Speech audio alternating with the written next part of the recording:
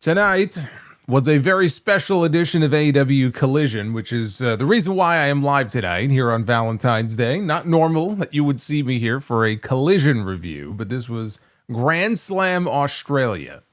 This is not just any regular Collision. And we had an AEW World Championship match in the main event with MJF defending his title against Brody King. We had a number one contenders match to find out who would be going to Revolution to challenge the champion. We all know it's going to be MJF at Revolution. And we had, what on paper looked like a pretty solid card. So I said, you know what? We'll go live tonight and we'll talk about the show. I don't know how long we'll be here for, but we'll talk about the show. And it was very similar to last year's show in that it was a good show. In this case, it was and I think it was Quiz. Shout out to Quizzical One in the chat, who I think summed it up pretty well. It was basically a televised house show with actual stakes. We had a world championship. We had multiple championship matches on this show, but we had a world title match. Again, we had another match with Revolution implications. So that's kind of what it felt like to me. We got some good wrestling. Not a lot of major story development here on this show. Anything outside of crowning the number one contender for Revolution. So it wasn't too heavy on that. But yes, we know who will be challenging MJF. It will be Hangman Adam Page.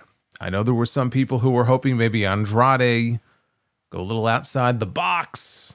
Andrade and MJF in Los Angeles next month. But, and this is especially true for the people who talk a lot about story.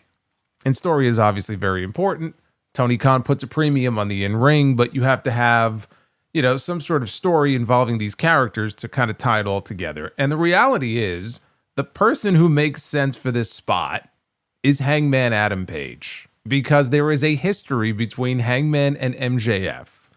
And as I've pointed out in their two matches last year, MJF lost both of those matches. I mean, and look what happened a few weeks ago when MJF got beaten and embarrassed on TV. Who was the man who came out and that he blames for that? It was Hangman Adam Page.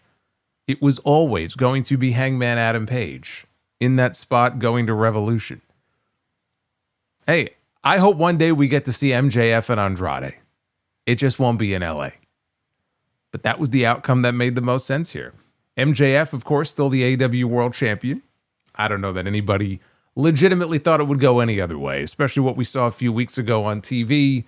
We got a proper match here between these two, went about 20 minutes long. I thought it was a good match. One thing I noticed with this show, and I'd be very curious to hear from people who were actually in attendance at the event, but there were parts of the show where, the crowd seemed kind of lively, but there were also matches where the crowd, they had about 7,000 people, I believe, in the venue. I don't know what the venue capacity was.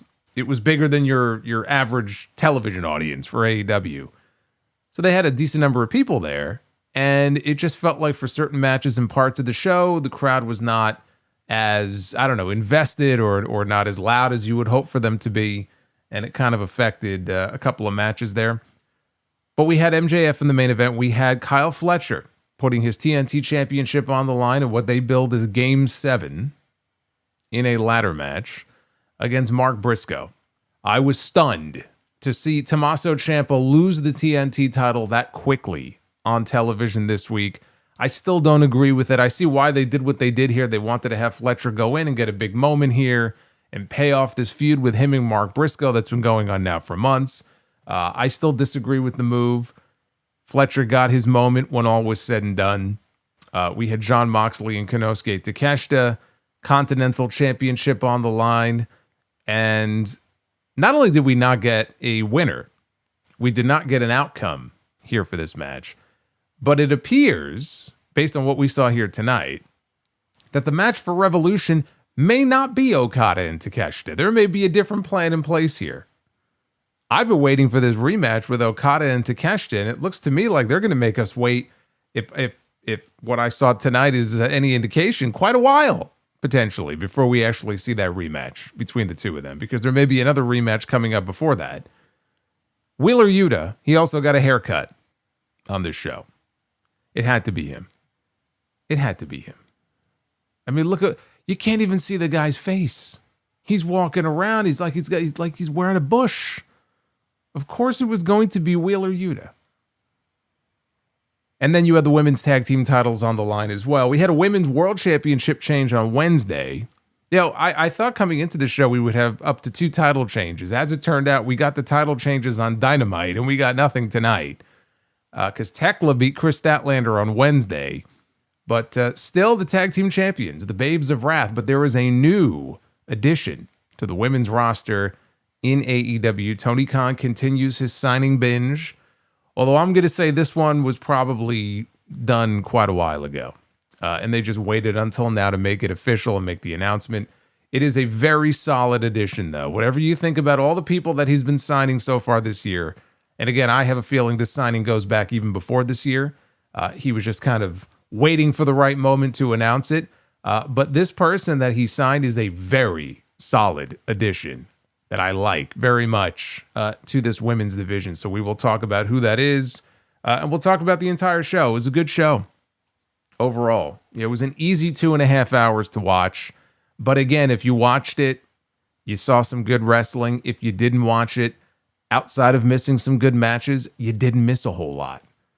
This is not a show that if you missed it, oh my God, all these big developments, we got to go back and check it out. No, not really. But you did get some good wrestling here in these 2.5 hours. This is your AEW Grand Slam Australia 2026 review. I am the Solomonster. Thank you for hanging out with me here and being my Valentine here on Valentine's Day. Hit that subscribe button, hit that like button, and we'll take the wheel for a spin. I don't know that it's going to be terribly active tonight, but we will take the wheel for a spin to find out. If by chance we hit our goal, how many likes do we need to do Be the Booker?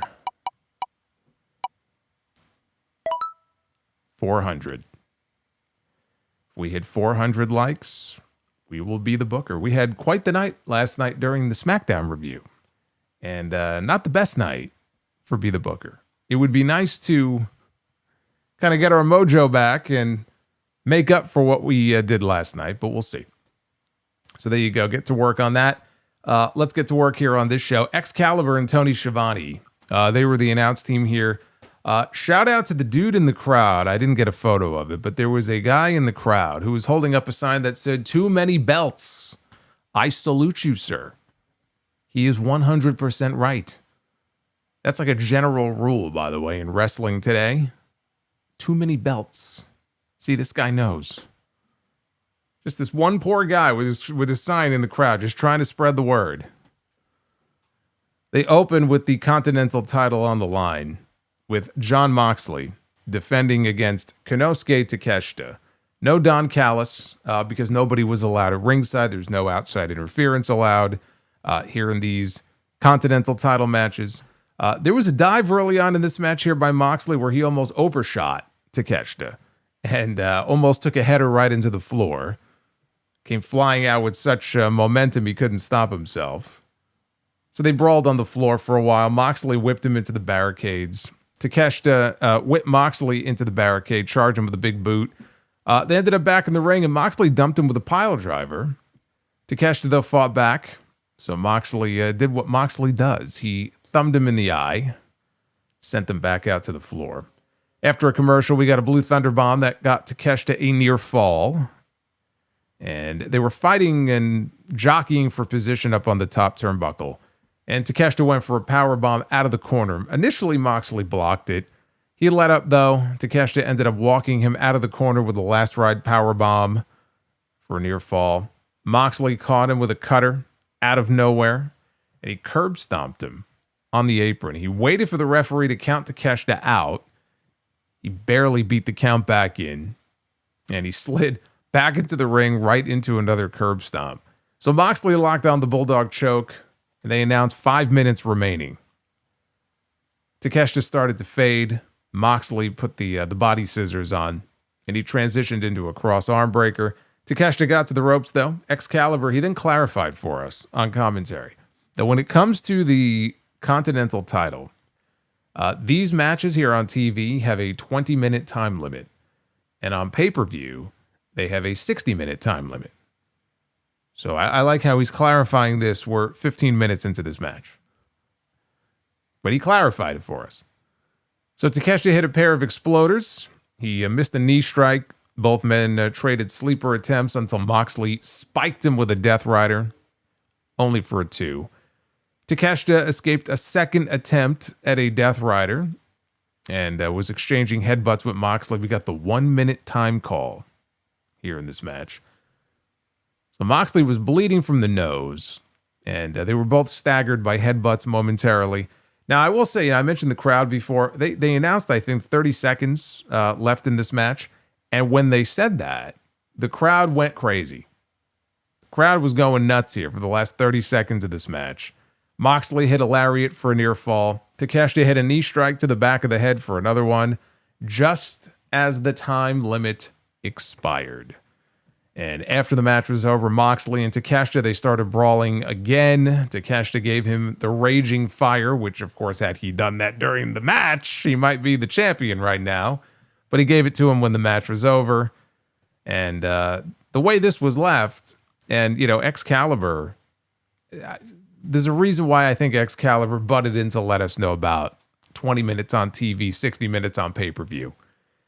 And then we got this no contest here. We got this time limit draw. It was a very good match. Again, the crowd was understandably pissed at the time limit draw. But the only conclusion that you're left with here watching this match is that we are going to get a rematch. Of course, we're going to get a rematch, but we're going to get a rematch at Revolution. Now, here I am sitting here coming out of World's End and everything that they were building to for that inevitable match, right, between Okada and Takeshita. And the match they had was good, but it was actually underwhelming because they're capable of so much more. It just felt like they were holding back in that first match. And it's like, oh, okay, well, we don't have a pay-per-view again until March 15th. So we still got a few months, and you'll build to a rematch or Revolution.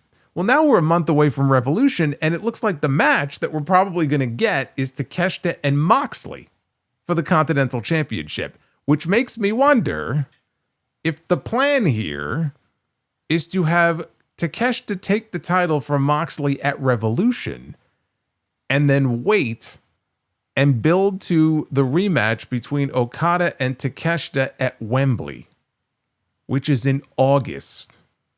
They wouldn't make us wait that long, would they? Would they make us wait that long and do Okada Takeshita at Wembley, champion versus champion, to unify the titles back together? Of course they would. I don't know if that's what they'll do. Would they do it though? Yeah, I'm sure Toni would do it. But if I have to wait until August to get this rematch between Okada and Takeshita, I'm not going to be very happy about this. But that was the impression I was left with when this was over, because they've done nothing in recent weeks to really advance any of that story with Okada and Takeshita. They really have done nothing, honestly.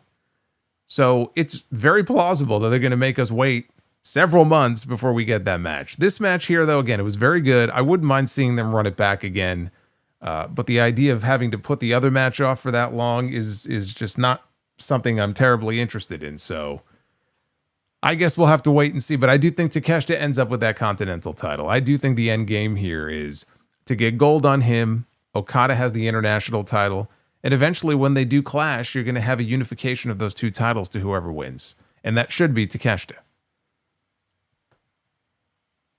Now, before I get to the next match, look at Richie Rich over here dropping all this money on me. Hey, we got this. I just want you to know, I think you rock.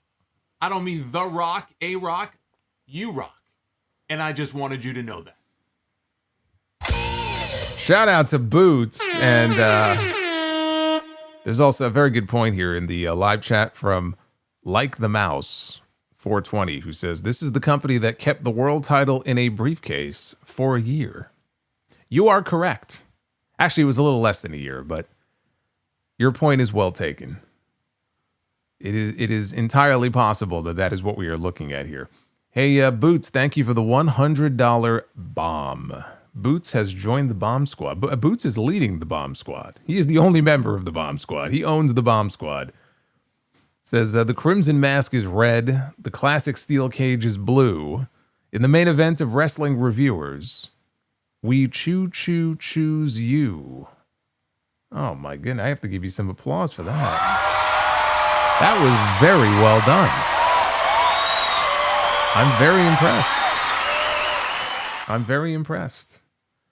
That's better than that Kit Wilson poem that he had for Obafemi on SmackDown last night. Thank you, Boots. And a happy Valentine's Day to you, too. We had the Babes of Wrath. Willow Nightingale and Harley Cameron, Australia's own Harley Cameron, taking on Megabad, Megan Bayne and Penelope Ford for the women's tag team titles. Hey, MGM Ballin', what's going on? 19 months of channel membership. Says this is a good placeholder for those without a Valentine this year. Thank you, Solo. Well, I mean, plenty of people here who I'm sure have already celebrated Valentine's Day, and they're just hanging out with me talking wrestling here. It doesn't mean that everybody is sitting around with a bottle in one hand and a gun in the other. But anyway, thank you. And welcome, Viva La Terry Davis is now a channel member. And as is the MJF is mid. I'll have you know MJF is anything but mid. I'll let him hear you say that. Tag team titles on the line here. Late in the match, Bayne set Cameron up on her shoulders for a doomsday device. Willow stopped Penelope from climbing the ropes, so Ford hit her with an Asai moonsault instead. All four women were brawling when Cameron hit Bayne with a Canadian Destroyer. And Willow hit Bayne with a Death Valley driver. Harley missed a Swanton bomb, and Penelope caught Harley with a stunner. And then she tried a moonsault. Harley, though, got out of the way and then caught Ford with a backslide for the flash pin. So Harley got a win in her home country. Good for her. I thought it was a decent enough match. There were no really believable near falls for the challengers. So, I mean, there was no real drama here. And honestly, I would have changed the titles here, especially when you look at what they did when the match was over. I'm not quite sure why they didn't. Because when the match was over, we had somebody run in here at the end. It wasn't going to be all smiles and rainbows here for the baby faces. They were quickly laid out here by this mystery woman who was quickly identified. And it was Australian independent wrestler Lena Cross, who comes into the ring. And Lena Cross, by the way, who is every bit as big as Megan Bayne, if not taller. I'm going to say she's every bit of 6 foot. She comes into the ring. She drops Harley Cameron. And she and Megabad are working together. They both lay out the Babes of Wrath. And Penelope Ford grabs their belts, and they're holding up the tag belts. And Megan Bayne has Willow's a TBS championship, and they're holding up all the belts. And actually, before I go any further, I have to mention here that, in fact, Lena Cross, this is her, she is all elite. And I know this because the graphic was posted before I went live tonight. See, it's never official until the graphic is up. And again, I'm willing to bet that this has been the case for many months, and Tony Khan was just waiting for the big Australia show to debut her. Now, you would think that, you know, people down there, I'm sure know her. She is Australian. That she would have gotten a better reaction. I don't know if they just edited it out of the show because she's supposed to be a heel and maybe they cheered her. I don't know. I heard she got a big reaction, but it didn't come across that way on TV, which was kind of surprising. But yes, Lena Cross is now officially all elite. And we had Lena, I will say this, and the reason I am very bullish on this, we had Lena Cross in House of Glory 2 years ago. Funny enough, we had her in House of Glory to wrestle Megan Bayne when Megan Bayne was the HOG Women's Champion. And they had a hell of a match. Very hard-hitting, which I think is really her style. But I just remember it being a very good match, and I'm surprised it took this long for her to show up on TV somewhere. You know, outside, I think, of one match that she had last year on Collision. It's been about 1.5 years probably since we had her in, and I would have expected her to be on television somewhere consistently by now, but better late than never. I like this pickup for the women's division. Whatever you think of all the signings that Tony Khan is making, and is he signing too many people, and there's people that he signed that aren't even on TV, Lena Cross is going to be a very solid addition to that women's division, assuming that he uses her in AEW and she doesn't end up transitioning over to Ring of Honor or something like that. So I like this. I like this signing. But the way they did this was very strange. If they were going to do this, if they were going to have her make her big debut tonight on this show in Australia and align herself with Megabad, then why the hell wouldn't she just show up and help them win the titles? Why would she show up when the match was over and they've already lost? I mean, to what? Get Harley Cameron to win? Was it that important to get Harley Cameron to win? She got a match on the show. That should be enough. Kyle Fletcher got a big win later in the show. Not every Australian star on the show has to win tonight. It would have made more sense to put the belts on Megan Bayne and Penelope Ford and make a statement that way. This woman shows up. She helps them win the championship. So that part I disagreed with. I don't know why they didn't just do that. Maybe it'll make sense in a few weeks, but I think that would have been more impactful than having her run out there when they already fucking lost. But I'm glad to see that she is officially signed. Now we had Hangman Adam Page against Andrade. This was a very important match because the winner of this match would go on to challenge for the AEW World Championship on March 15th at Revolution against whoever the champion may be. Gee, I wonder who the champion will be. Don Callis joined on commentary. And Andrade, he avoided a buckshot lariat. He was taunting Hangman. He was doing his tranquilo pose in the ropes. Page.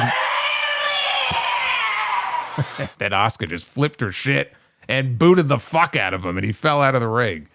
Actually, thank you, the unfamous D. Rice. Thank you. Actually, that's what Hangman did. He booted him out of the ropes to the floor. And then Andrade went over to the barricade, over by the barricade where this lovely young woman was just smitten with him. And she looked awfully similar to the woman that we saw on TV, I think last week, who wanted a selfie with him. She definitely was not Australian. So she wanted a selfie and he took a selfie. And then she kissed him on the cheek. And then he got blasted in the face with a boot by Hangman. So then Hangman goes over to the woman and he's like, I'll take a selfie with you. And she's like, sure. She's already moved on. So now Hangman takes a selfie with her and she wants to get a kiss. And Hangman pulls away and he goes, no, I'm married. See? He's a faithful man. There you go. He's also on television, so he's not a fucking idiot. I mean, if he's going to kiss her, it's like, all right, here's my room number. We're going to do this off camera. We're not going to do this on TV. I'm a married man, you know. It's Valentine's Day. Can you imagine Hangman's wife watching this show? It's fucking Valentine's Day. He's not even home. And she's watching the show and he's getting kissed by this woman and getting kissed by that woman. At least do it off camera. So back in the ring, Page went for a superplex. Andrade blocked it. He went for a sunset flip out of the corner. Page blocked that. He tried for a tombstone. Andrade blocked it. Hangman went for a springboard off the middle rope. And Andrade jumped onto the ropes with him and then took him down with a Spanish fly. And Andrade controlled throughout the commercial break. Page charged into the corner with a lariat. And he dropped Andrade with a pop-up powerbomb for a near fall. Andrade almost came down head first, by the way. They brawled onto the ring apron where Hangman went for a deadeye. And El Idolo, he countered out into a sunset flip. Page, though, rolled through into a lariat. So Hangman came off the top with a lariat for a near fall. Andrade came back with the Three Amigos. And the crowd broke out into a chant of Eddie, which is customary whenever you do that spot. Andrade took too long, though, going for a moonsault. Hangman rolled out of the way, but Andrade landed on his feet, and he hit the standing moonsault for a 2 count. Page caught Andrade after this with a springboard lariat. Andrade tried for a springboard tornado dive out to the floor, and Page caught him. I don't think he did. There was a little bit of editing trickery going on here. I don't think he caught him because they shot this into different camera, and there was a little bit of a jump cut here, so it didn't go as smoothly as they wanted. But he got him up. And he delivered a fallaway slam into the barricade outside, right into the guardrail. And, Andrade smacked into that guardrail. So back inside, Page went for the buckshot lariat. Andrade was too far away, though. and he caught Page when he landed in the ring with the back elbow. Andrade hit a Meteora in the corner, and then the hammerlock DDT, only for a 2. Andrade went for DDT for a second time.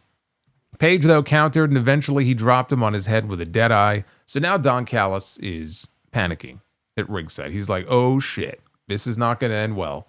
So he gets up from commentary, and he goes over to the apron. He jumps up on the apron, and he's grabbing Aubrey Edwards, and he's trying to distract the referee. And so this gives Andrade an opportunity here to try for the low blow punt kick, but Page sees it coming, and he blocks the kick. He catches his foot, and he gives it right back to him, and he kicks him in the dick. And then after that, Hangman goes to the apron, he hits the buckshot lariat, and he gets the win. This got 13 minutes, as a lot of matches did on this show outside of the main event. They got 13 minutes. If this was on pay-per-view, this would have gotten another 5 to 10 minutes easily. And we see a lot of matches on these AEW pay-per-views that I think get a little too self-indulgent, frankly. There are matches sometimes that are given 25 minutes that really have no need to go 25 minutes, especially when you have a pay-per-view with 11 other matches. So that's a common issue when I'm watching these AEW pay-per-views. I remember there was a match, it might have been Fletcher and Briscoe. It was definitely a Mark Briscoe match a few months ago that got like 25 minutes. And there were other matches on the show that I thought were more important that didn't even get that much time. So I say this because on this show was the opposite, where there were certain matches that didn't get enough time, but they were restricted because it was a TV special. So if this was on Revolution, for example, this would have gotten 20 minutes easily. And it felt like they needed it because as good as this match was, and it was a very good match, these two guys can go. And it just felt like they never reached that fever pitch, right, that you would hope for. Like if they had gotten another 5 or 6 minutes even, they would have kicked it up into another gear, and it just sort of ended prematurely. So that was the disappointment there. People will debate the outcome of this match. If you are of the belief, if you just are not a Hangman fan, or you are, but you're like, man, you know what? I don't want to see him in there with MJF. I don't want to see him in there wrestling for the championship. Fair enough. I like Hangman. I don't mind Hangman. He has great matches. And, you know, people call him the main character in AEW, and it's very true. You know, he's certainly one of them, if not the main character. The history with MJF is the reason why he is going to Revolution. I don't mind the match. Would Andrade going in there have been a more interesting match? Yes. Yes. Because Andrade is not a babyface in the way that Hangman is. He's part of the Don Callis family. Right? Callis is one of the more hated, vile characters on the entire show. And it would have been very interesting going into that Los Angeles market with Andrade in the main event because he would have been the ultra babyface in there against MJF. And it would have been a match that we haven't seen. So it would be a fresh match. And you keep him undefeated for a little bit longer and then he loses to MJF. You could have done that. What they did here, though, I don't mind it. I'm not going to shit on it because the story is there in a way that it isn't with Andrade and MJF.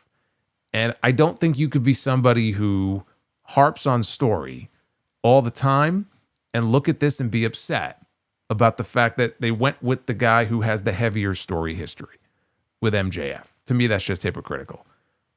But there's nothing wrong with feeling that way if you're just kind of bored of Hangman being in the world title picture. I'm just telling you, this was the match I expected all along because MJF was winless against this man all year last year. And then when he got beat in 30 fucking seconds by Brody King a few weeks ago, it was Hangman who came out to provide the distraction that led to that happening. Like everything was just sitting right there in front of you, screaming at you that the main event of this pay-per-view was going to be MJF and Hangman Adam Page. And now it is. And now MJF will have a chance to go in there and get his win back. And so it's predictable in that way. Maybe if Andrade would have gone, there would have been some unpredictability. Oh, maybe they're going to put the belt on Andrade. But realistically, it's not going to happen. You have all of these different challengers that they have teased and set up for MJF over the next at least 6 months. Whether it be Hangman, whether it be Swerve or Kenny Omega or whoever. We already saw Bandito, Brody King tonight. Will Ospreay's going to be back in a few months, hopefully. Right? There's any number of people. Darby. Although, to be honest with you right now, I don't really have any interest in seeing that as some big pay-per-view title match. There's a lot of other people I'd rather see MJF in there right now than Darby. But the point is, they're all set up for MJF. They're like bowling pins. You know, they've lined them up, and he's going to try to knock them all down until somebody knocks him down first. That person's not going to be Andrade. So, to me, as far as predictability, unpredictability, it's not radically different no matter who you put in there with him. So, I'm just saying, story-wise, I understand why Tony Khan stuck with Hangman. You know, we got Kenny Omega and Swerve Strickland who are going to be wrestling on TV this Wednesday coming up. Swerve, if I were a betting man, Swerve is probably going to get the shot at Dynasty or Double or Nothing, right? Whichever show Kenny Omega doesn't get the shot. Because Dynasty's in Vancouver. It could easily be Kenny. It could be Swerve. Either way. But they're going to go down the line with these different challengers. And as far as Andrade is concerned, here's my hope with Andrade. Andrade has been fucking great since he came back to AEW. This man has been in peak form. And he's out there and he looks super motivated and he's having fun. He's going out in these different indie promotions and winning world championships, right? He's on a roll right now. And until tonight, he was undefeated in this run in AEW. So now he got beat. Not the end of the world. Now it's on Tony Khan to make sure that you don't, kind of lose interest in the guy. Well, he got beat. And so now we got to focus on other people. And Andrade kind of goes down this way. Andrade has been one of the more fun parts of the show. You got to keep him in that mix. You got to keep him moving along here. That's the key now. Andrade should still be a featured part of the show. I don't know if, and this could be an idea, and I'm going to talk about the TNT title in a little bit. Kyle Fletcher is still the TNT champion. Kyle Fletcher is part of the same group that Andrade is a part of. They have definitely given you hints that there is a babyface turn coming in the not too distant future for Kyle Fletcher. And so I wonder if there's a way to work Andrade into this where the person who ultimately takes the title away from Kyle Fletcher is Andrade. And it could factor into an eventual split in the family where Fletcher is either excommunicated or he chooses to leave and says, fuck you, I don't need you anymore, whatever it is. But if Andrade was to settle into a role as TNT champion sometime in the next few months, I like that. I think that would be a great place for him to be. And that's just one idea. He's too good to be demoted, back down the card too far. That's my only hope with him. Just because he's not wrestling for the world title doesn't mean he's buried or his push is over, it's done, it's finished. Sometimes Tony or some of these promoters, they have a short attention span. They get bored.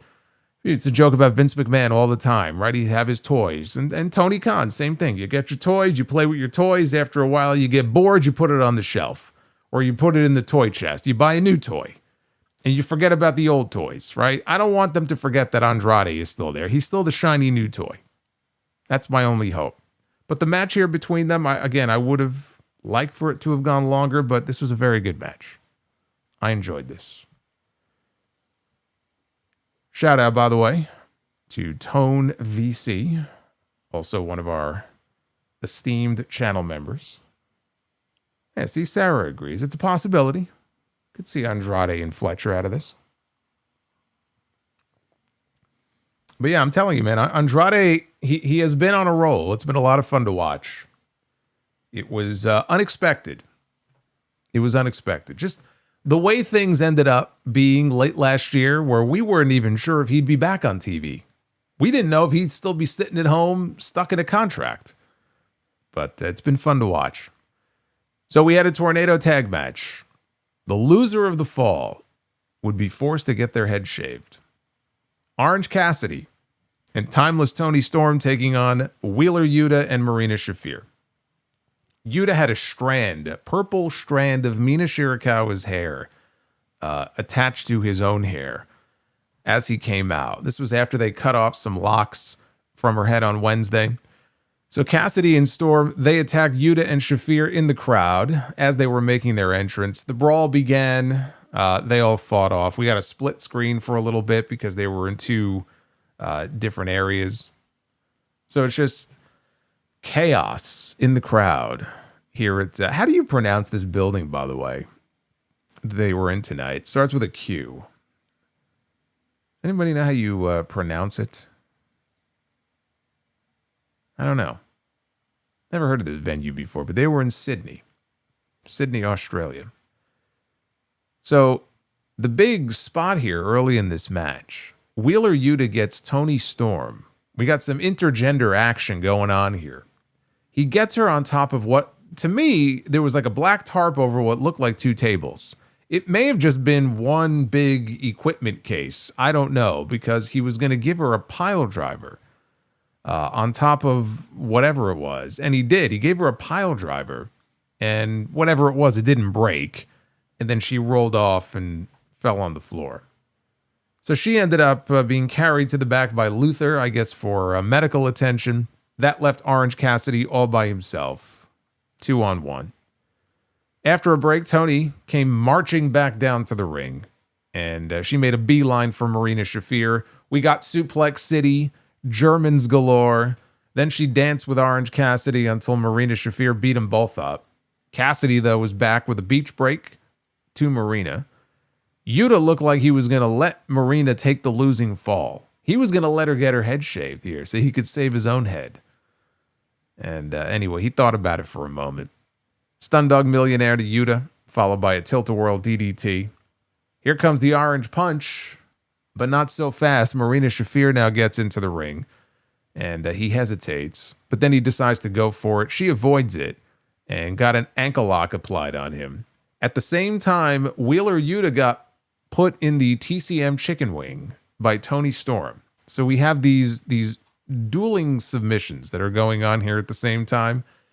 And Marina is shouting for Yuta, don't tap out, don't tap out. So she released her hold. Toni released hers on Yuta.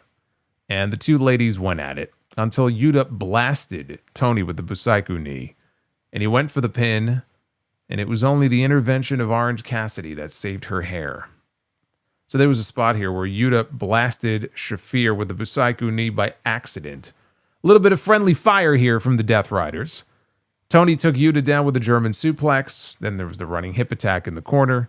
Orange Punch catches Yuta. Toni finishes him off with a Storm Zero for the pinfall win. And you know what that means.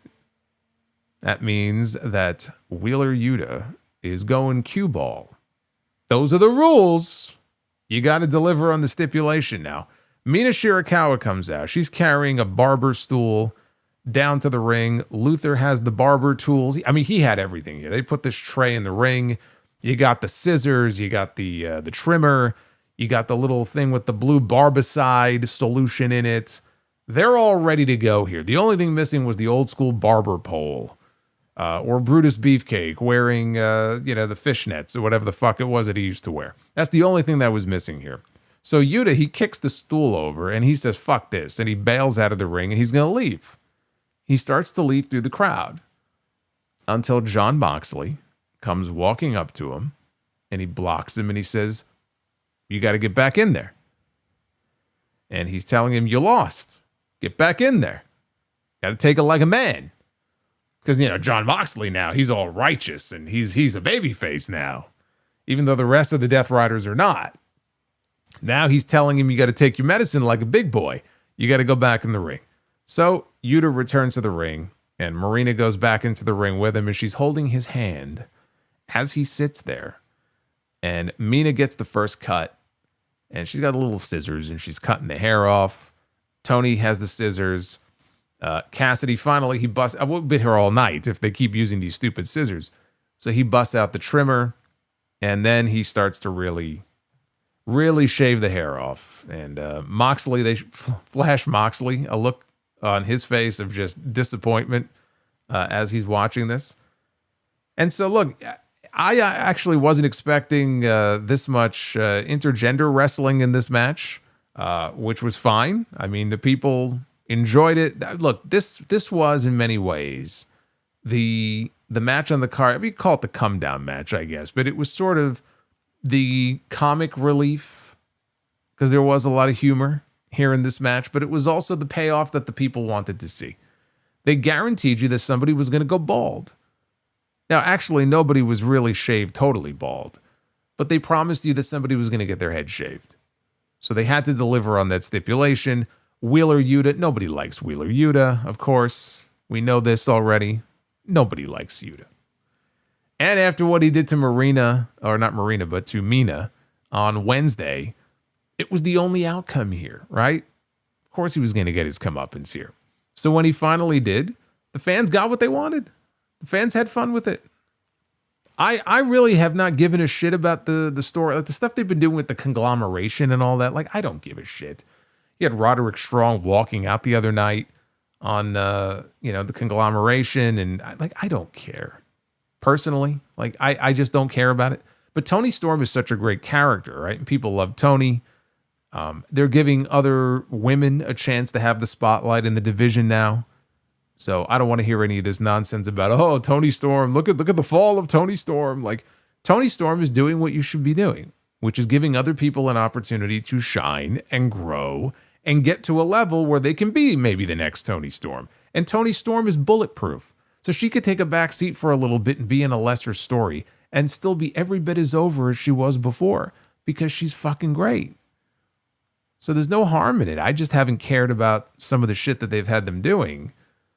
But in the end, the people got what they wanted to see. They got to see Wheeler Yuta get his head shaved. So there's nothing wrong with it. After this, we had the ladder match, which was for the TNT Championship. Kyle Fletcher defending against Mark Briscoe. They billed this as Game 7. They never billed it as a best of 7 series between these two, but they were tied up 6 matches, 3 wins apiece. Game 7, title on the line. Kyle Fletcher just won the title back on Wednesday from Tommaso Ciampa. Ciampa had the championship for what? 11 days? Didn't have it for very long. And I was stunned when they took it off of him that soon. And my hope was that, okay, well, they've gone and done this because they wanted Kyle Fletcher to get a big homecoming and come to Australia as the TNT champion. When, realistically, you could have had the two of them go to a time limit draw on Wednesday. And maybe they didn't want to do that because they knew they were doing a time limit draw on Saturday between Moxley and Takeshita. But I'm just saying, if they would have gone to a draw, they were this close from going to a draw anyway. They were within 3 or 4 minutes of it. And you run that match back here on this show. That would have, to me anyway, that would have been a little more palatable. You still would have had Tommaso Ciampa dropping the belt in short order. And some people would have been upset about that. But I'm looking at it going, why couldn't you just run that match back on Saturday? That match on Wednesday that they had was fucking great. That was the best television match all year so far. So ladder stipulation or no ladder stipulation, I would have loved for them to run that match back here. They wanted to wrap this up here, this whole series, and put a nice little bow on it and be done with it. And so that's why they did what they did. My hope was, okay, Ciampa calls himself the Psycho Killer. Maybe he'll show up here on this show, right? Crazed over losing the TNT Championship. He was nowhere to be found. Ciampa had nothing to do with any of this. He was not on this show. My only hope for him is that he's the new guy. And he came in, right, like a bolt of lightning. He won the championship his first night in the ring. Technically his second night in. They gave him a badass presentation, great theme song, right? Checking all the boxes for Tommaso Ciampa. But we know how this goes. New guy comes in, maybe gets a little hot right away, and then fades. I hope not. I would prefer to see him as a heel. Psycho Killer, heel Ciampa, that's the way to go. Is he going to go after the TNT title again? I don't know. Well, we'll have to wait and see. Certainly there's no hint of that on this show. But whether it's the TNT title or something else, because they got so many freaking belts in this company, take your pick. You got the national title, the international title, the continental title, the TNT title, the world title. At least they got rid of the FTW title. Pick a belt. He can go after any of them. But Ciampa, he built up some real momentum in these last 2 weeks. Don't squander it. That's all I'm saying. Don't squander it. It took all of 30 seconds for the fight here to go to the floor. And they brawled around ringside. Fletcher caught Briscoe with a half and half. Fletcher was the first to grab a ladder. Briscoe cut him off with a drop kick. Briscoe claimed the ladder, set it up on the floor. Fletcher, though, caught up to him and slammed him on the apron. And the way he did this was, so he's standing on the apron. He grabs Briscoe and kind of throws him. And Briscoe, he hits the ropes. Like his legs hit the ropes. He kind of bounces off the ropes on the way down. The best way I could describe this, it looked reckless and safer at the same time. I don't really know how to reconcile that. I think by him hitting the ropes in the way that he did, like it looked reckless, but I think it was actually safer for him to do so. And then Fletcher came off the ladder with a moonsault. Back inside, Fletcher lawn darted Briscoe. The ladder is set up in the corner. It's between the turnbuckles. And he lawn darts him into the ladder face first. And you actually could see Briscoe, cutting himself. You could kind of tell he was cutting himself, and then the camera cut away. When they cut back to him, blood coming out of the top of his skull. So after a break, there's a ladder bridge that is set up on the floor between the ring apron, and there's another ladder. Fletcher falls backwards, gently, falls backwards onto the ladder bridge. And Briscoe comes off the top with a froggy bow onto the ladder, which does not break. Briscoe went for the belt, which was pretty high up there. Fletcher, though, was able to recover and catch up to him. He was also bleeding now. Fletcher powerbombed Briscoe off the ladder down through another ladder. Fletcher, he set up another ladder bridge in the ring. Lots of ladders here. It's a ladder match. So he sets up another ladder bridge in between another ladder and the turnbuckles. Briscoe took a bite out of Fletcher's bloody wound. And then he looks out into the crowd and he shouts, "Tastes like shrimp on the Barbie." Tony Schiavone made some comment, "Oh, you gotta love him. He's so entertaining." That's right, Tony. So then he put Fletcher through the ladder bridge with a J driller. A J driller. That should have been it. I mean, a J driller through a ladder, that should be the end of the fucking match right there. Of course, it wasn't. Now, there was a little bit of a delay, and so Briscoe then climbs the ladder. He got his hand on the belt. Fletcher had already recovered and caught up to him. Fletcher gave Briscoe a twisting brainbuster. Gave him a brainbuster off the top of the ladder, which is Fletcher's finishing move, basically, right? The sheer drop brainbuster. Fletcher starts to climb, and Briscoe catches up to him. Now, as you can tell here, not a lot of time to sell. Big moves. This is the downfall of doing a match like this, and the downfall of doing a match like this on a television show where you have more severe time restrictions than you would on a pay-per-view match. So that didn't help. But I don't want to just use that as the only excuse here, because this is unfortunately something that is a common occurrence in most ladder matches in wrestling, where big moves and big spots like that, which frankly should be the end of the match, they're not given ample time to breathe. Like, these are major, bumps that these guys are taking. It's like finishing moves being dropped on their fucking head. But you got to just keep it moving, right? On to the next, on to the next, on to the next. And there's no time to sell it. There's no time to really let it breathe. And that's, unfortunately, that's just the common issue with these types of matches. But Fletcher starts to climb. Briscoe catches up to him. And Briscoe sets up a second ladder. And both men are fighting on top of their respective ladders. Fletcher pushes Briscoe's ladder over. Now, he's very slowly pushing the ladder over. And the fans are rising to their feet because they're expecting some sort of huge bump here. And I'm looking around like, are there tables stacked up maybe that I didn't see? No. The ladder is very slowly tipping over. The fans are waiting for something big to happen. And all that happens is that Briscoe just jumps down off the ladder and he lands throat first on the top rope. Like a hangman. And you get, like, the crowd is kind of like, oh. And Fletcher is still on the ladder and he climbs up and he grabs the belt and he pulls it down. And just like that, Kyle Fletcher retains the TNT Championship. There were some brutal bumps in this match. And again, I wish they would have let some of those bigger, like the Brain Buster and the J Driller and stuff like that. I wish they would have, at least let that breathe a little bit more. But the finish came off very anticlimactic. Like, think about what I just described to you. We had a J Driller through a ladder. We had a Brain Buster off a ladder. We had a Froggy Bow off the top rope down onto a ladder bridge. Like, we saw some wicked shit in this match. And then it ends when Fletcher gently tips the other ladder over and he just falls, face first, throat first over the top rope, and the match is over. It just didn't match the high points of the match. The finish fell flat. People were very happy to see Fletcher retain. Of course, they were in his hometown. He was the returning hero, so, they were happy about that. But, the finish came off very anticlimactic. But finally, this feud can be over. There is no Game 8. There's no such thing. There's no Game 9. There's no Game 10. It's only Game 7. And that's it. The series is over. And so now Kyle Fletcher can move on to whoever the next challenger is going to be. Again, I just laid out an idea involving Andrade. I'm not saying that has to be the next guy.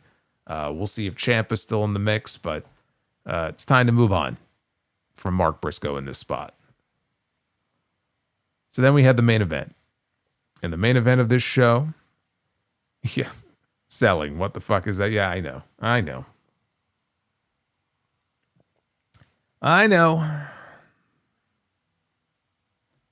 Hey, Markel. 54 months of channel membership. Been a minute. Finally made it live. I'm happy you're with us. I'm usually not live for Collision, but I made an exception tonight. I'm glad you could be here. Main event was for the AEW World Championship. It was MJF defending against Brody King. I have to give a shout out to the ring announcer here, Arkady Aura.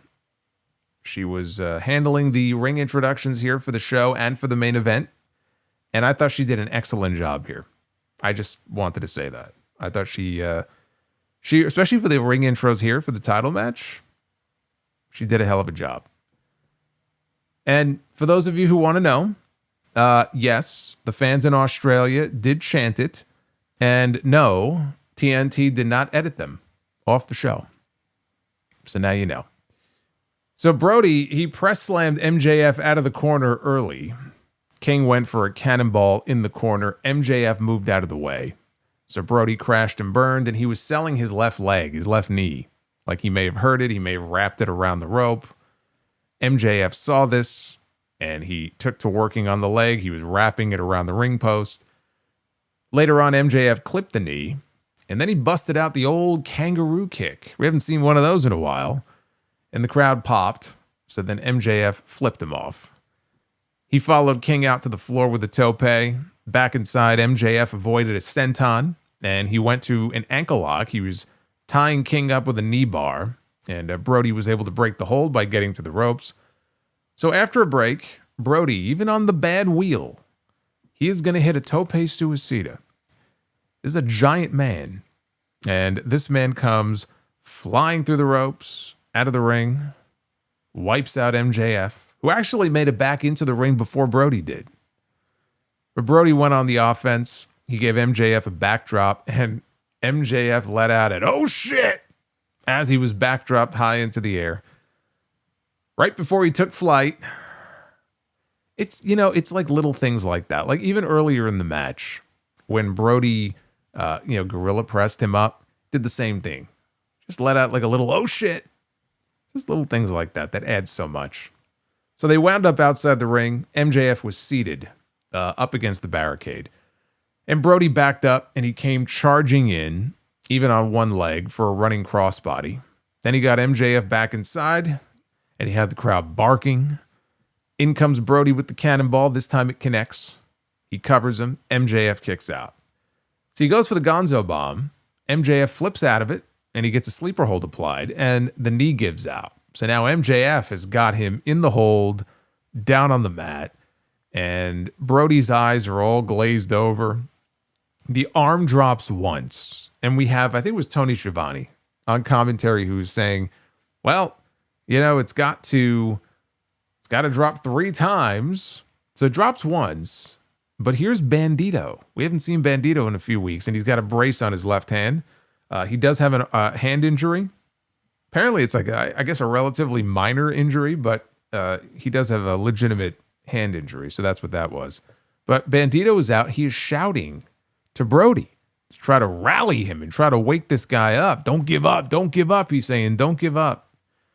And King gets back to his feet, and he falls backwards to break the hold. Bandito is pounding on the mat. He's trying to rally his tag team partner back to his feet. MJF rolls out to the floor. King goes to take flight again.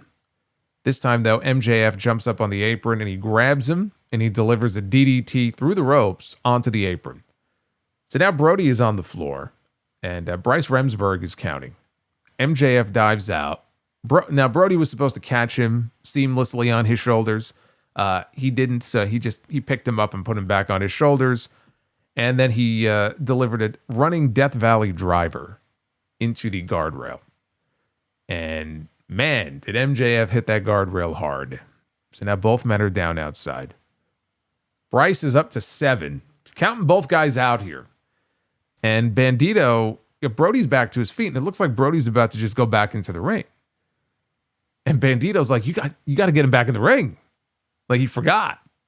So he goes over and he grabs MJF, and at the very last possible second, he gets MJF and himself back into the ring before the 10 count. So Bandito saved his ass on that one. MJF, though, pulls out the Dynamite Diamond ring from his trunks, and he goes to use it, and Bryce catches him. And as he argues with the referee, King blasts him with a forearm shot. I swear it sounds like a gunshot going off. And he got MJF trapped in the sleeper over the ropes. This was just like in their first match. And his body goes limp, and MJF falls to the floor. So Brody goes out after him. He deposits him back inside the ring. Here comes the Gonzo Bomb, and it connects. He drops him straight down on his head, and he covers him, and MJF kicks out. So MJF gets Brody out flat on the apron. He's laying out there on the apron. And he starts undoing Brody's knee brace on the bad knee. And Brody's trying to fight back, and MJF's fighting him off, and he's pulling the brace down to expose the knee. He starts biting him on the knee. MJF gets up on the apron. Brody, though, was going to give him a Gonzo Bomb on the apron. Brody ends up on the ropes because MJF, he held onto the rope. He was like, you're not going to fucking drop me again on my head. So Brody ends up like sitting on the ropes, and MJF grabs him and gets him in a tombstone position. And instead of dumping him with a tombstone on the apron, he slams him down flat. And then he follows back in the ring with the Heat Seeker. And he spikes Brody, and he covers him, and he pins him. Clean, just like that. 21 minutes into the match. And MJF is still the AEW World Champion. When the match was over, we hear Hangman's music. And he storms down to the ring. He's got the Revolution contract in his hand. Gets right up in front of MJF's face. And he signs the contract. And MJF holds up his title. Hangman makes like he's going to go leave. And then he makes like he's going to, like he rears back like he's going to stab him in the head with a pen. And MJF, he flinches and he falls down to the mat. And Hangman leaves the ring and he power walks to the back as Excalibur reminds us that we have a big match coming up on Dynamite next week between Kenny Omega and Swerve Strickland. And nothing has been announced as far as, you know, any kind of stipulation. It's not like a number one contenders match or anything like that, but that is a big match that they have already announced. In addition, there's going to be a face-to-face between MJF and Hangman on that show. Mind you, they're having a face-to-face for Revolution. Revolution is still a month away. You know, we still got 4 weeks to go. But we're going to get a face-to-face between them. This was a very good match. A very surprisingly clean win for MJF. And I thought they worked it well, you know, with the focus being on Brody's bad knee. So you had the psychology of that. Bandito coming out, trying to cheerlead for Brody to kind of rally him and get him back into things. It was also the second straight match, though, where we had a finish that came off as anticlimactic. I mentioned the Fletcher match and the way that ended. It kind of fell flat.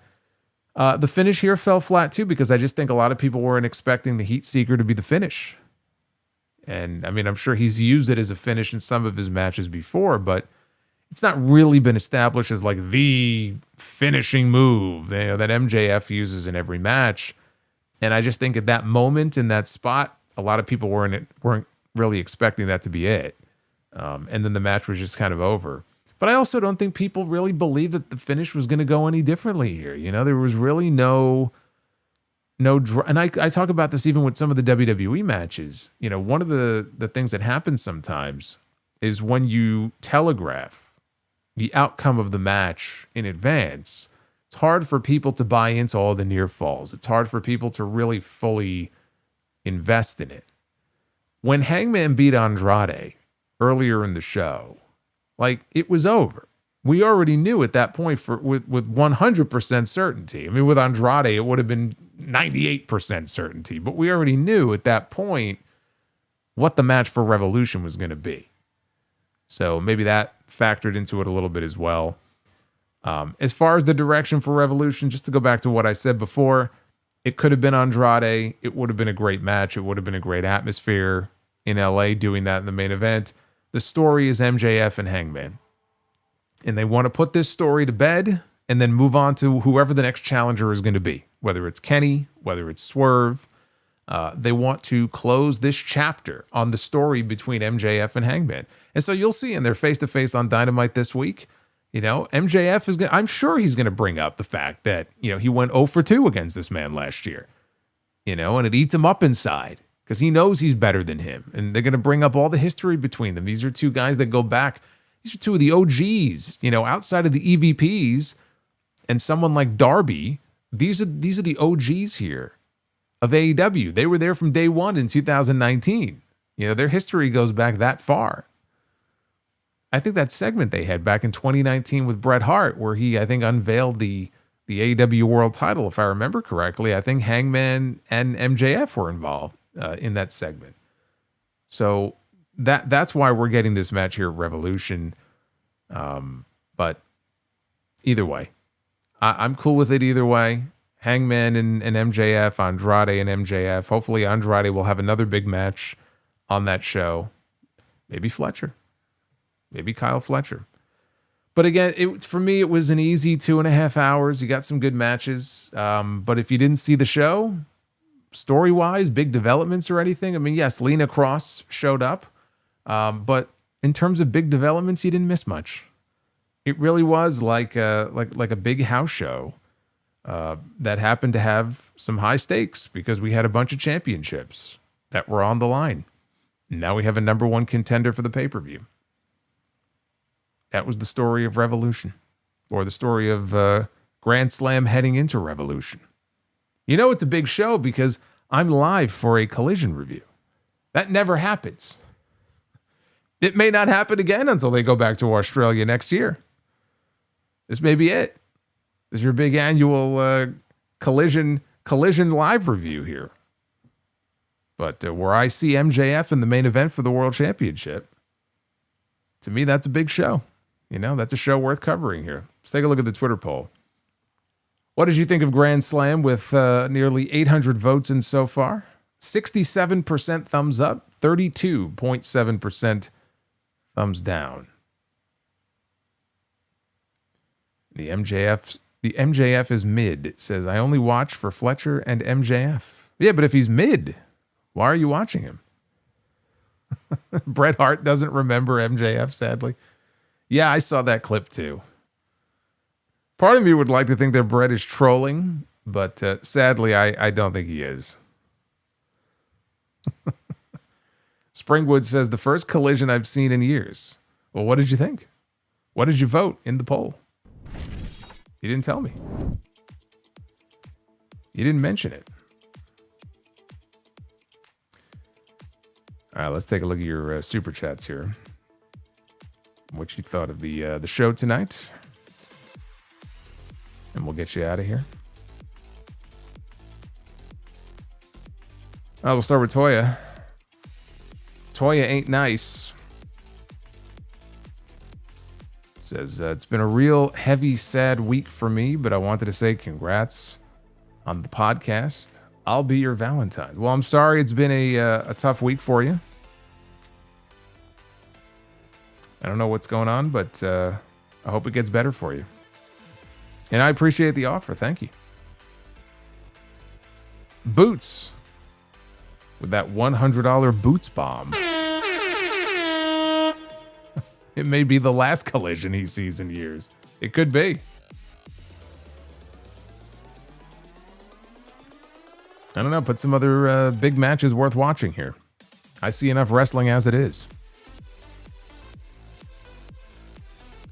Boots, you are the man, but you already knew that. Thank you, brother. Street Fighter, I'm sorry, but have zero interest in Moxley. What is his story? Yeah, his story is a little weird. He's the babyface, and a lot of the other members of his crew are heels. His story is that he is the fighting champion who I guess has seen the error of his ways. I don't know. They haven't really fleshed it out all that well. Will-O-Wisp, another Hangman versus MJF match. Mid. Randy Bobandy says, not sure if you watched them growing up. Could you rank your favorite Stooges? Not going to count Joe Dorita or Joe Besser because, let's be honest, they don't count. You know, I didn't watch them. I was an Abbott and Costello guy. I was not a three. I don't hate the Three Stooges. I didn't grow up on them. I didn't watch them. I'm aware of them. But I'm not a Stooges guy. Abbott and Costello, man, that's my jam. Viva la Terry Davis. I love you solo. Thank you, Terry.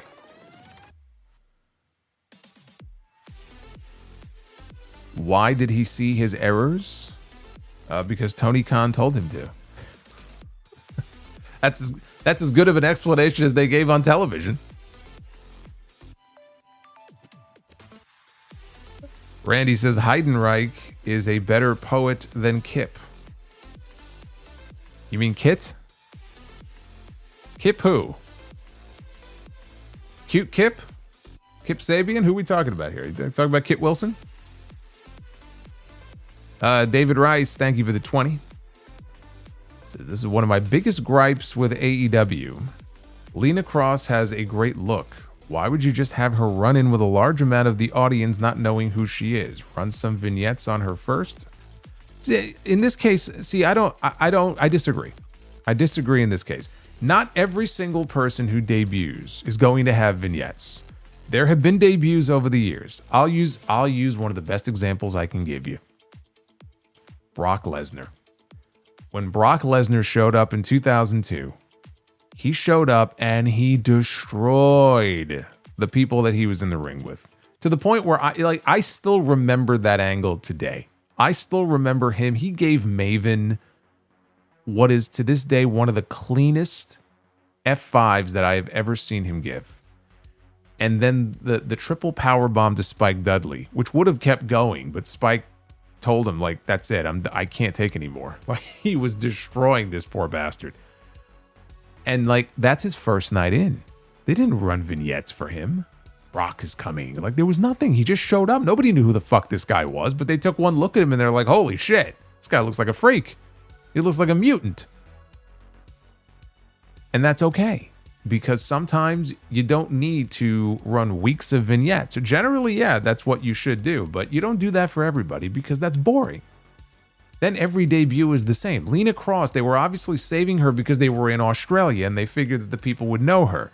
Now, again, I read one thing that said that she got this great, amazing response. Didn't come across that way on TV. It came across like these people didn't know who the fuck she was.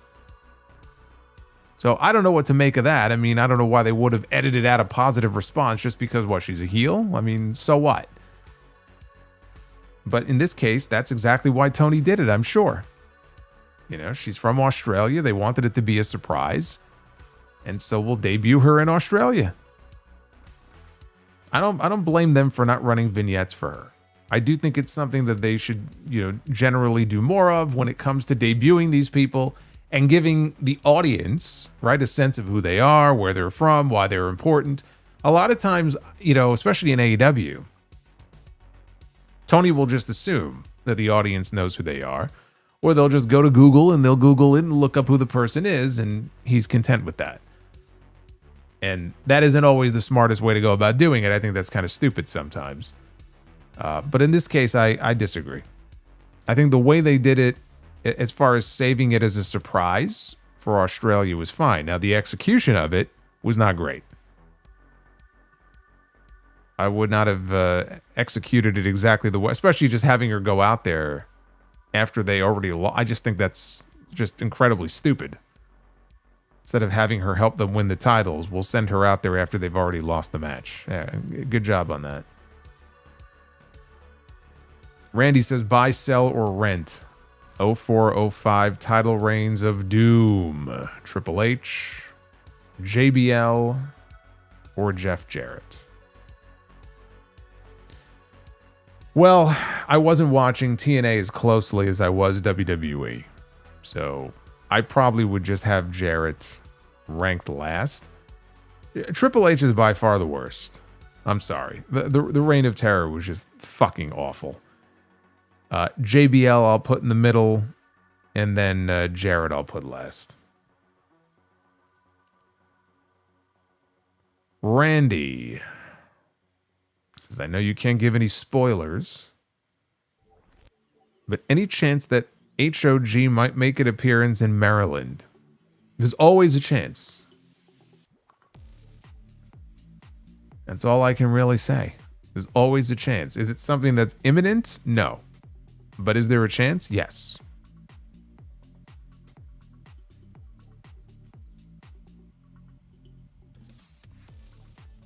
And Sidro's with us. Why Cuban took anti-anxiety meds for Hispanic attacks. Very good. Very good. I had to say it that way just so people understood what I'm saying. But yes, of course. It is a Sidro special.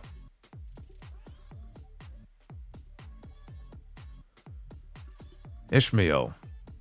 I'll be at the Sacramento show this upcoming Wednesday. Damn, I do miss seeing Matt Sydal on TV. And you got to try the new Red Bull flavor. Cherry Sakura is amazing. Brother, the last time I had an energy drink, I was tweaking. I don't do well with them. I think I had a Monster, actually. I didn't even have an entire Monster. I think I had half, but it was one of those big cans, but I had half. I had half of a Monster energy drink at the office. And yeah, that was not good.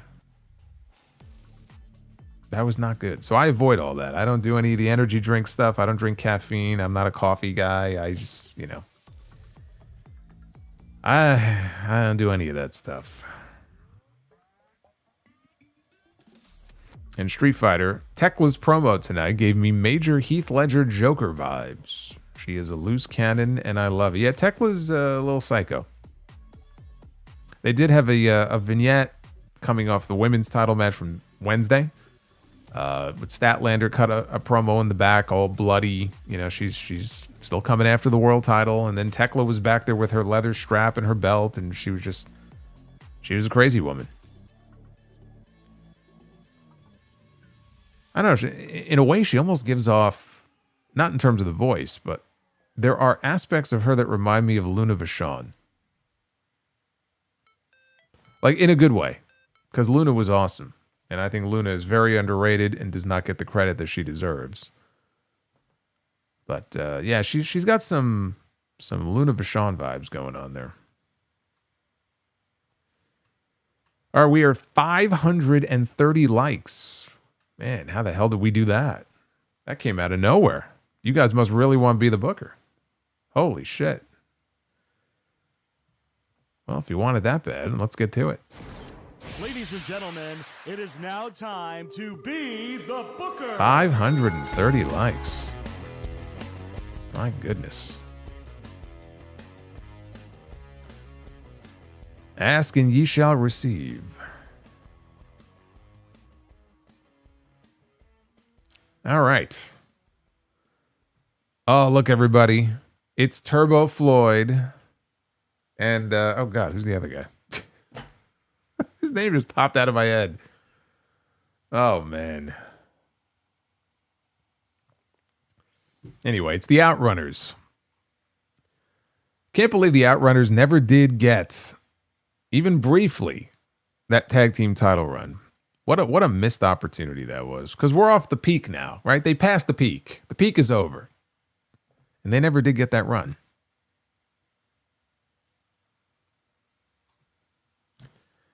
Hey, Dark One, what's going on? Channel member for 3 months. Appreciate the stream tonight. Any chance that HOG comes to Los Angeles? And congrats on the new podcast. Thank you. Yes. Well, I mean, we had our Los Angeles debut in January, a few weeks ago. And I was not able to be there. But it was a hell of a show, and the match between Andrade and Amazing Red was excellent. We are coming back to Los Angeles. The announcement is coming any week now. Any week now. I know the dates. I cannot share the dates, but you will not have to wait much longer. We are going to be coming back to LA, and I am planning on being there this time. So for all the people I missed in Los Angeles last time, hopefully we'll get a chance to meet up, and it's going to be a good show. We're going back to the Globe Theater. Anyway, Outrunners. I almost forgot where I was here. The Outrunners are going to be taking on Top Flight. That sounds like a collision match to me. A very appropriate night to be booking this match. That is a collision match through and through.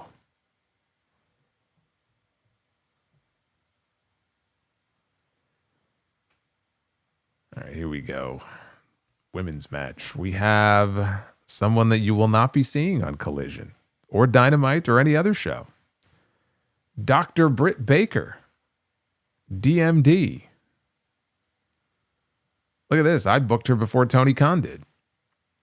The former AEW Women's World Champion. Dr. Britt Baker. Taking on Bianca Belair. So sad. We are heading into WrestleMania. It is going to be a year. And Bianca Belair is still not back. Coming off of what I thought was the match of the year. My personal match of the year. In 2025. She left on a high note, I'll say that. But still no Bianca Belair. It's terrible. And in the main event. Yeah, you know what's a good point, Suplexus. He says both haven't been seen for about 10 months. I feel like Britt's been out longer than that, though, right? Did Britt make any appearances in 2025? I think the last time we saw her was probably the fall of 2024. All right, our main event now. Kurt Angle. One of the GOATs. This man, I mean, you talk about the perfect pro wrestler. This man just got it. He just got it. You know what I mean? Like he took to it like a duck to water. Kurt Angle. He can be in my promotion anytime. What a fall it was. Yes. Fall was the last time I believe we saw Britt Baker. It was indeed a fall. Kurt Angle against Rey Fénix. Oh, you hear that? That means we just had a clean sweep. Look at that. Kurt Angle and Rey Fénix. You know, as fun as Kurt Angle and Rey Mysterio was at SummerSlam in 2002, imagine a Kurt Angle, prime Kurt Angle against Rey Fénix match. How fucking great would that be? Holy shit. That is the opening match on my pay-per-view. You give those guys, I don't know, 12 minutes, maybe 15. That match would be something else, let me tell you. I love it.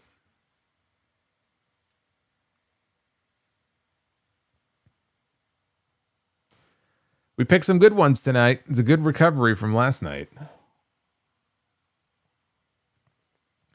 Keep that momentum going.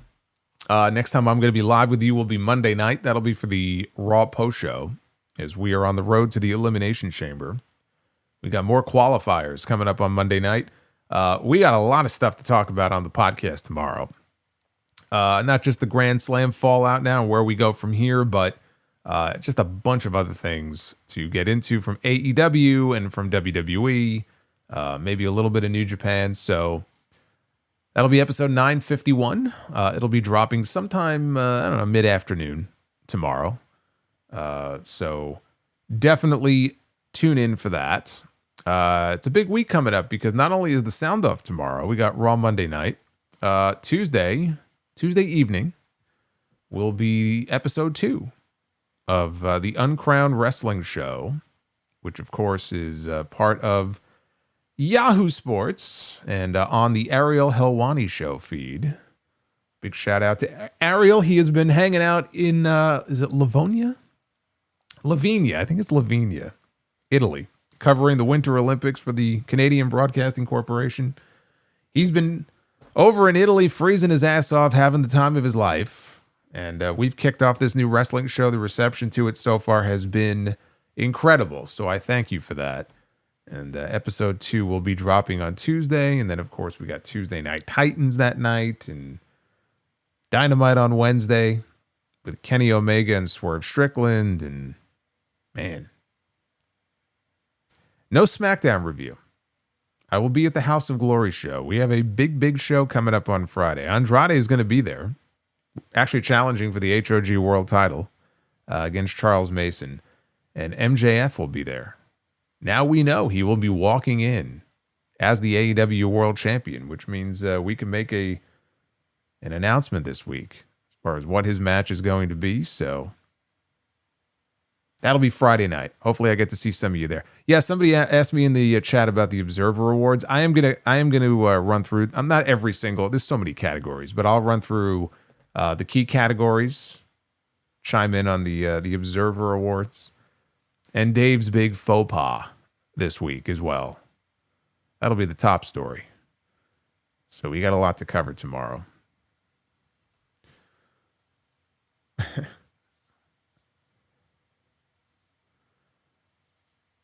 Have I ever thought about recording the sound off on Saturdays and releasing it on Sundays? I do that very, very rarely. Because, you know, I feel like almost every other weekend there's a pay-per-view or there's something going on. And frankly, I'm usually not ready yet until Sunday. I'm still working on notes and putting shit together and pulling some mailbag questions. And I just checked the bubble, actually. I got the email bubble on my phone. And I just hit 10,000. I got 10,000 unread. Actually, it's over that now, but I got 10,000 unread emails on my phone. So, yeah, I'm working through it. It's never gonna be totally gone, but so yeah, I if I have to, sometimes I do it, but yeah, just generally, I wake up on Sunday, I have my breakfast. I wrap up my notes if they're not done yet, if there's anything to throw in there, and then I record, and it takes as long as it takes. Depends on how busy a news week it is. So, yeah. New week, new Meltzer flub. This was a pretty big one. Made a lot of news, so we'll get into it. Anyway, thank you guys for hanging out with me here on a Saturday night. I didn't know what to expect here, but we had a pretty good audience here. Pretty good feedback. I appreciate it. I need an assistant. Call Kiana. Is she not busy with Julia? I could use her help, actually. Anyway, be well. Stay safe. Have yourselves a great rest of your night. And keep an eye out for the sound off. Make sure you're subscribed on the feed. Solomonster Sounds Off, episode 951. Dropping tomorrow. Until then, take care, guys.